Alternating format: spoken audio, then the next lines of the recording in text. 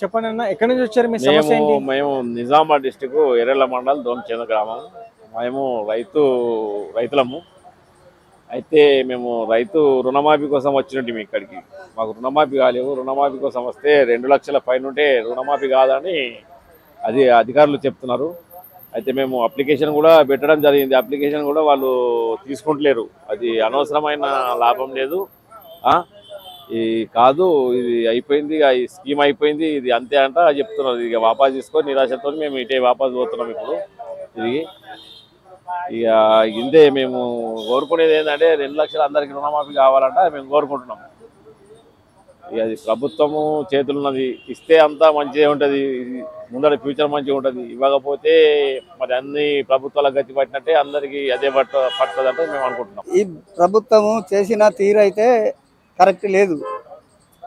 రేవంత్ రెడ్డి గారు వాళ్ళు ఏం చెప్పిండ్రు, 2 లక్షలు, ఆ లక్ష ఉన్న వాళ్ళు కూడా 2 లక్షలు తీసుకోండి, 2 లక్షలు రుణమాఫీ అవుతుంది, 2 లక్షలు తీసుకోరని చెప్పిండు.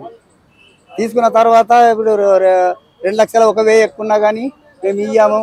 నువ్వు ఇచ్చే 2 లక్షలు ఇచ్చేయి కదా, మిగతా ఉంటే నువ్వు కట్టకు, వాడే కట్టుకుంటాడు. ఎవరు ఆ బాధ్యతలో వాళ్ళే కట్టుకుంటారు. నీ ఇచ్చే హామీ అయితే నెరవేరు కదా. నువ్వు నెరవేరంది అది ఏదో మాటలు చెప్తే ఇది కరెక్ట్ కావు కదా. చేసేది కరెక్ట్ లేదు. ఇది ప్రభుత్వం చేసేది ఏదో కరెక్ట్ చేస్తేనే అందరికీ హ్యాపీగా ఉంటుంది. ఈ రకంగా చేస్తే అది ఈ ప్రభుత్వం కూడా గద్దె దించుడికి వస్తుంది.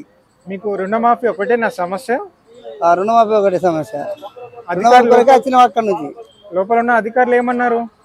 కటకొండగా చెప్పింది రుణమాఫీ ఇప్పటికే అయిపోయింది, కటకొండగా చెప్పేసిండ్రు రుణమాఫీ కాదని అని అధికారులు చెప్పారు. చెప్తేనే ఇక నీరాజతోటి సపరేట్గా పేపర్ వాపస్ తీసుకొని పోతున్నాం. ప్రభుత్వానికి చివరిసారి ఏం చెప్తారు మరి మీరు? ప్రభుత్వము ఇకనన్నా ఒకనాడు ఆన్లైన్లో వేసి మళ్ళీ ఎవరైతే కాలేవో వాళ్ళకు చేసే రకంగా చేస్తే ఈ సర్కారు బరాబర్ నడుస్తుంది. లేకుంటే మళ్ళీ ఎప్పుడు మధ్యలో దిగుడు మళ్ళీ మాత్రము గెలుపు కష్టం అవుతుంది. ఎంతమంది ఉన్నారు బాధితులు? మొత్తం బాధితులు బాగా ఎక్కువ ఉన్నారు. 60% రానోళ్ళు ఉన్నారు, 40% వచ్చిన వాళ్ళు ఉన్నారు.